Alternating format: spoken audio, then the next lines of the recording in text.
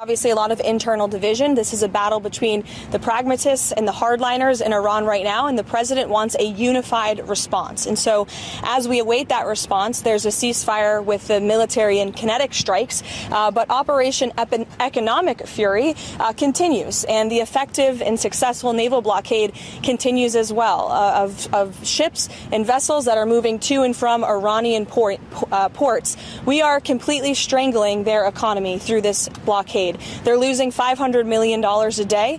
The Karg Island is completely full. They can't move oil in and out. They can't even pay their own people as a result of this economic leverage that President Trump has inflicted over them. So he's satisfied with that as we await their response. And we will see. The president has not set a firm deadline to receive an Iranian proposal, unlike some of the reporting I've seen today. Ultimately, the timeline will be dictated by the commander-in-chief and the president of the United States. Caroline, who is in charge in Iran and who the administration is even negotiating with?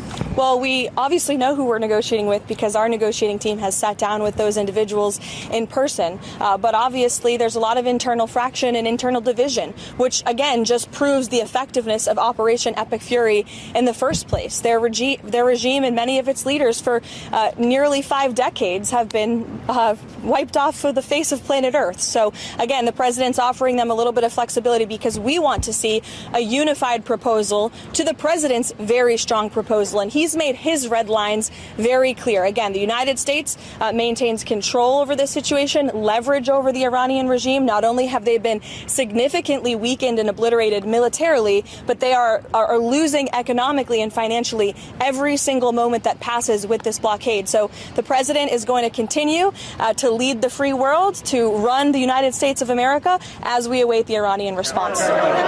John. Thanks a lot, Caroline. 2 questions. What's the ultimate goal of this blockade? Is it indefinite? And is the ceasefire that's in place right now also indefinite? Look, again, I'm not going to set a timetable for the president. He has not done that, and I won't. I know there's been some anonymous sourced reporting. Look, again, I'm not going to set a timetable for the president.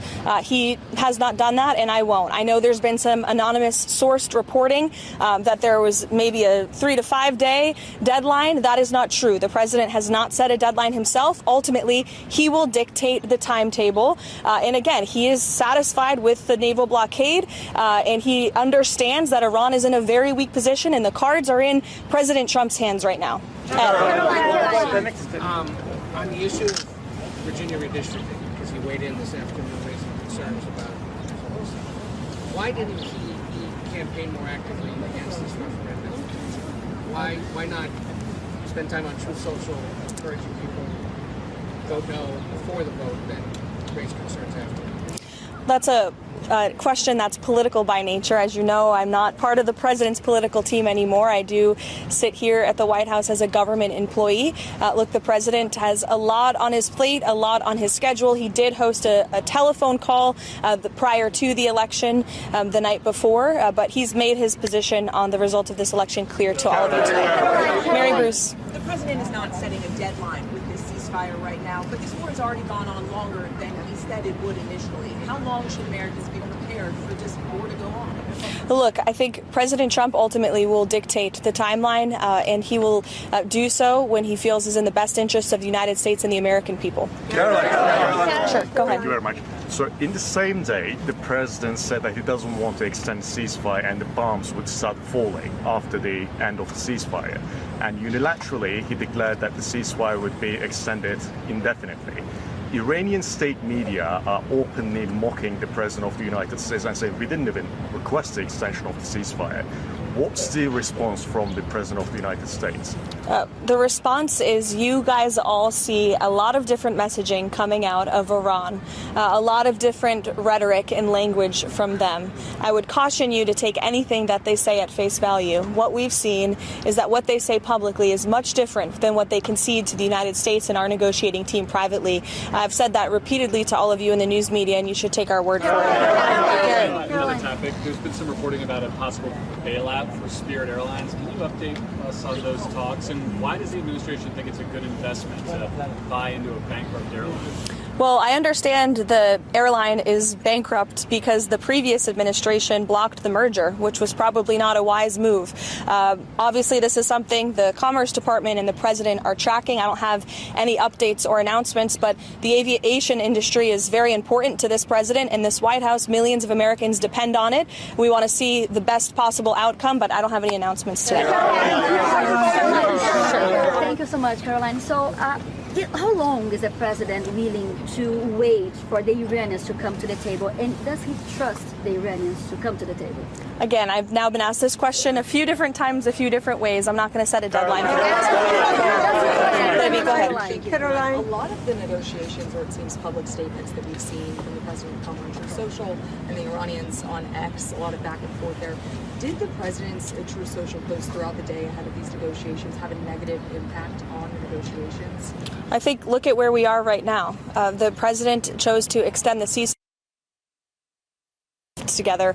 The United States and President Trump have been very clear in our demands and our red lines and what we need to see in the best interest of the American people and our country. The short answer to your question is no. Does the White House have an understanding at this point of who inside of Iran will have the final sign-off on a deal? The White House and our intelligence community certainly has a good understanding. You want to see a unified to the previous different messaging on social media from many people with that public nonsense is not what we hear from them privately to decide. Nick, go ahead. Thank you, Caroline.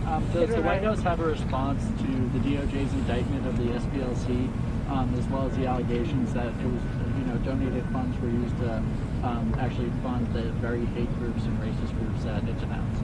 Yeah, I saw the indictment yesterday. I saw the acting attorney general and FBI director do a press conference on it. It was quite shocking to me to learn of the egregious violations of the law the Southern Poverty Law Center was committing. And I think that's a story that should be on the front page of every newspaper in this country because they've obviously been duping their supporters and the American taxpayers for far too long. It's a criminal organization, clearly, and that's not our DOJ saying that or Todd Blanche saying that. That's a grand jury indictment saying. Caroline.